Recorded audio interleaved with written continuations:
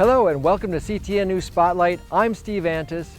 For the second year in a row, the community will gather here at Boulevard Park for 3 days of summer fun.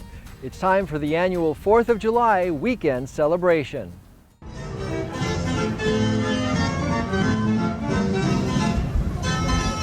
For years, the Carnival Midway has been a part of the 4th of July celebration in Coon Rapids, attracting generations of families in search of fun.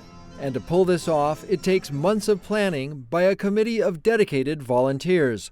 They'll come in, and those that are in the front row, we're going to bring them along the trees and put them in their line. The Coon Rapids North Star Lions are a major sponsor of the July 4th weekend celebration. Lion Diane Busta has chaired the parade for years. We're excited about this new lineup area. I think it'll work really well for everyone. Busta says they've learned a few lessons from last year's parade, so this year they'll use the expansive lawn next to the ice center to make things even better. It'll be allow more access to the people that come and watch the parade.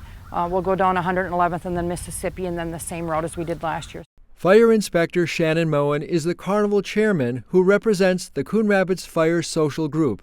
This is the last planning meeting before the big weekend. It involves everybody from the city as far as like public works, because we're closing roads and that kind of stuff. The county, because we use Coon Rapids Boulevard. The college is represented because we use their parking. The family center, we use their parking. There will be plenty of familiar things at this year's 4th of July celebration, live music each night, and a classic car show on Sunday. And there are even some new things too.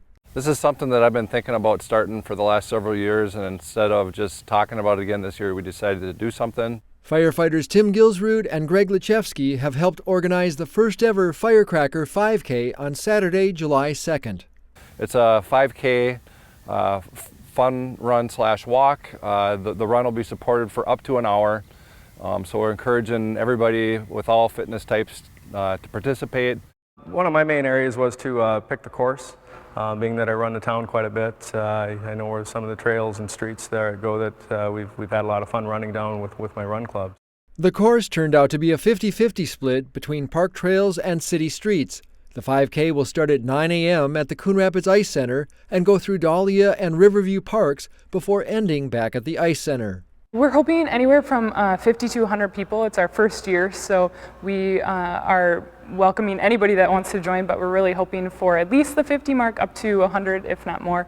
But we're being realistic with our first event and just welcoming anybody that wants to run. Afterwards, there's a free beverage, either beer from the Lions or a soda, and 4 games of bingo with the firefighters, and you get a finisher's medal, and then of course this great t-shirt. You can still register up until and on the day of the event, but you will not be guaranteed a t-shirt or finisher's medal. To register, log on to Coon Rapids CommunityStrengthFoundation.com.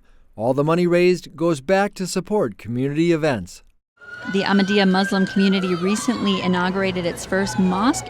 The parade will be on July 2nd and start 2 hours earlier than in past years with a 4 o'clock start time. And new this year, there will be parade float judging. Then on Sunday, July 3rd, the Crafts at the Creek Craft Show will make its debut at Boulevard Park. This will give crafters a place to exhibit their goods, as they had done back when the celebration was at Sand Creek Park.